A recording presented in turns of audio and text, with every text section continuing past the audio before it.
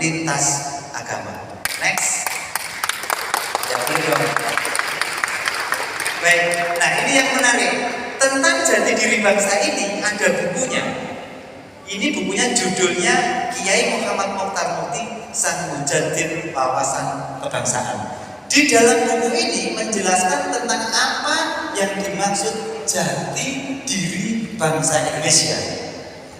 Mohon maaf kalau nanti berbeda pendapat, dan saya ngambil dari buku ini.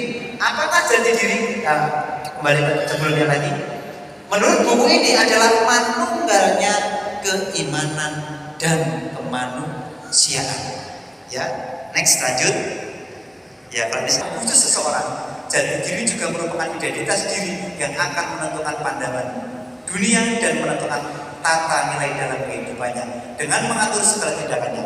Jati diri juga bisa diartikan sebagai identitas inti jiwa dan semangat. Sementara jati diri bangsa Indonesia dapat diartikan sebagai identitas bangsa Indonesia, bangsa yang menjadi pemberi semangat dan pembeda bangsa Indonesia dengan bangsa lain.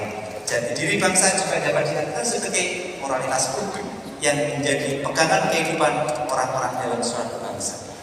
Next. Nah, ini Bapak Ibu, mengapa dikatakan bahwa jati diri itu adalah manunggalnya keimanan dan kemanusiaan? Ini diambil dari dasar filosofi Pancasila, sila pertama dan sila kedua. Sila pertama ketuhanan yang Maha Esa itu menjadi dasar keimanan, dan kemanusiaan yang adil dan beradab sila kedua itulah kemanusiaan. Ini pendapat beliau berdasarkan dasar filosofi. Kemudian berdasarkan konstitusi adalah berdasarkan pembukaan Undang-Undang Dasar 1945. Di situ ada alinea yang ketiga, atas berkat rahmat Allah yang Maha Kuasa dan dengan didorongkan oleh keinginan luhur. Jadi berkat rahmat dan keinginan luhur itu adalah dua hal tentang keimanan dan kemanusiaan. Inilah kenapa dikatakan jati diri itu manunggalnya keimanan dan kemanusiaan. Sumbernya dari filosofi Pancasila dan konstitusi pembukaan Undang-Undang Dasar 1945. Lanjut. Nah, kemudian dari gerakan jati diri ini sebenarnya lebih kepada penguatan, bagaimana menguatkan rasa, wawasan, dan karsa. Inilah yang ingin terus ditumbuhkan. Nah, menariknya di dalam konsep ini itu bukan cipta rasa karsa, Bapak Ibu. Ya, umumnya kan cipta rasa karsa, ya. Tapi beliau itu membuat konsep baru yang berawal dari rasa, cipta karsa. Ya, maka tadi beliau mengatakan di sebelum acara ini, kami hanya punya satu kacamata untuk melihat semua peristiwa, sampai untuk melihat Pak Prabowo, presiden kita yang hari ini ke luar negeri. Beliau mengatakan kacamata saya hanya satu, yaitu kacamata rasa, wawasan, bukan wawasan tadi ya istilahnya apa? Periksa, nah, rasa, periksa, karsa. Ini menurut saya baru, menurut saya ya, konsep baru, karena Mujaddid itu pembaharu. Nah, kalau kami melihat ke belakang, saya ingat namanya Konfusius. Dia pun mengatakan belajar itu bukan dengan mengetahui, tapi dengan melakukan. Kurang lebih beliau bilang begini, apabila engkau katakan saya lupa, apabila engkau ucap, apabila saya mendengar saya lupa, apabila saya melihat saya paham, apabila saya melakukan saya paham. Saya ulangi, apabila saya mendengar saya lupa, apabila saya melihat saya ingat, apabila saya melakukan saya paham. Di dalam konsep ini menurut Konfusius, belajar itu harus dengan cara melakukan. Maka muncullah teori experiential learning. Jadi dengan melakukan kita paham. Jadi belajar itu melakukan dulu baru paham, bukan memahami kemudian melakukan. Tapi ini konsep baru yang beliau konsepnya melalui metode rasa. Dengan merasa dulu, kemudian kemudian baru wawasannya dibentuk, kemudian baru melakukan. Oke, lanjut. Nah, Bapak Ibu, konsep beri buku ini menarik Kapolri. Pada waktu itu adalah masih Pak Idam Aziz, ya. Dari konsep buku tadi, ya, kembali ke belakang ya, dari buku Jati Diri Bangsa itu kemudian dibentuklah konsep Binlan Jati Diri Bangsa. Next, lanjut Mas. Dan ini kita uji di Papua. Jadi setelah ini menjadi sebuah konsep pembelajaran Binlan, Kapolri meminta coba dijalankan di Papua. Yang dimana dianggap Papua itu, mohon maaf ya, kan agak kiri-kiri gitu ya. Minta di sana. Dan menariknya ini masuk dalam program Barek Pro yang dilatih harus orang asli Papua. Bapak ibunya harus Papua. Tidak boleh tidak boleh restoran. Tidak boleh. Waktu itu yang pertama diuji ada 280 anak asli Papua.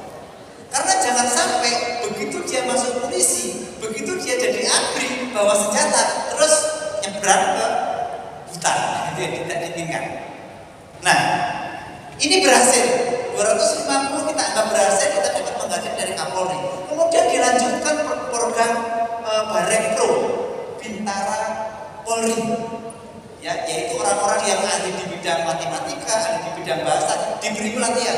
Yang kemudian berikutnya, next, Mas, itu adalah Bintara Polri yang sudah polisi 1.200 siswa, supaya diberi pelatihan Binlan karakter bangsa yang dijiwai jati diri bangsa. Dan hasilnya yang terakhir ini 30 pejabat BPIP termasuk pimpinan BPIP langsung turun terjun untuk menguji hasil dari apa yang pernah kita lakukan. Kita lihat, kemudian menjadi begini. Kita lihat videonya dulu yang dari Papua, Mas, hanya 2 menit. Ya, ini videonya.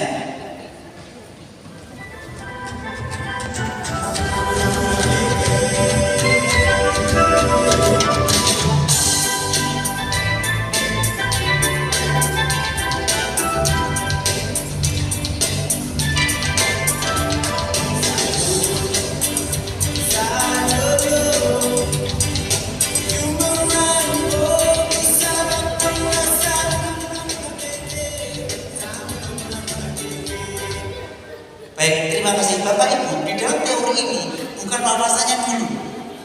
Ini satu contoh. Pada waktu kami terbang dari Jakarta menuju Papua, begitu sampai di Papua, saya dibisiki orang. Bapak bilang 1000 kali, kepala suku bilang 1 kali habis. Itu katanya. Kemudian begitu datang kami menghadap Kapolda, ada satu kata-kata yang menyentuh hati kami bersama tim. Dia bilang begini, Kapolda, konsep ini baru, belum pernah ada. Anda harus yakin kalau ini berhasil. Jadi dikembalikan kepada kita. Nah, di dalam konsep ini, bahwa ketika kami datang, kami harus penuh dengan cinta, kami penuh dengan ketulusan, kami penuh dengan keikhlasan. Jadi tidak mengedemkan wawasan, tapi mengedemkan rasa yang ada di dalam hati kita. Ini kami alami. Maka di 2 minggu pertama tidak ada pelajaran wawasan.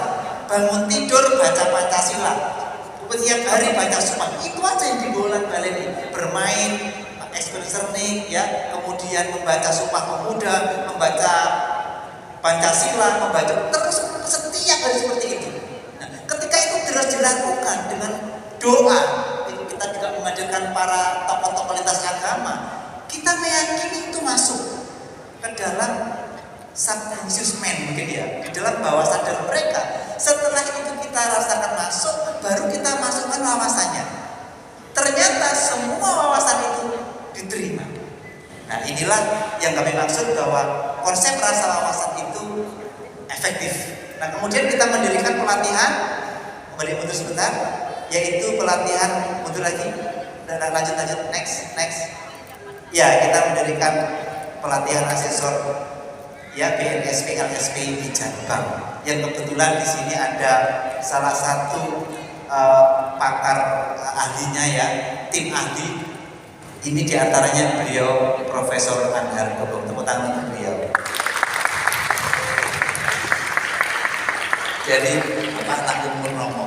Baik, kemudian kita kembangkan lagi. Sekarang kita mendirikan, ya, bekerja sama dengan organisasi Sidikiyah, mendirikan pesantren Jati Diri Bangsa Indonesia. Next, ya. Kurang 5 menit, Pak. Ya, ini pesantrennya, ya. Ke belakang, Mas. Nanti kira-kira pelajarannya seperti ini: Sumpah Pemuda, Indonesia Raya, Proklamasi, Bhinneka Tunggal Ika, Garuda Pancasila, Sang Merah Putih. Ini diantara materi-materi di dalam pesantren Jati Diri Bangsa. Mundur, Mas. Kita sebagai penutup, saya ingin videonya sekilas tentang pesantren Jati Diri Bangsa Indonesia.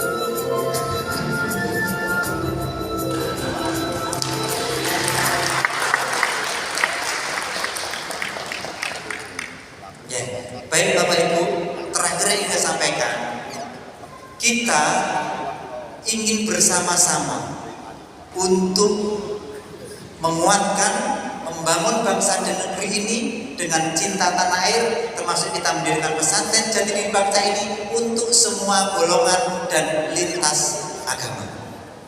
Untuk itu, semoga kita bisa bergandeng tangan, terutama untuk para generasi muda, supaya kita tidak meninggalkan jati diri bangsa Indonesia, yaitu kesadaran berbangsa dan kesadaran bernegara, manunggalnya keimanan dan kemanusiaan. Terima kasih. Assalamualaikum warahmatullahi wabarakatuh. Om Swastiastu, Namo Buddhaya, salam kebajikan, salam berkat rahmat Allah yang Maha Kuasa. Terima kasih, luar biasa penjelasan dari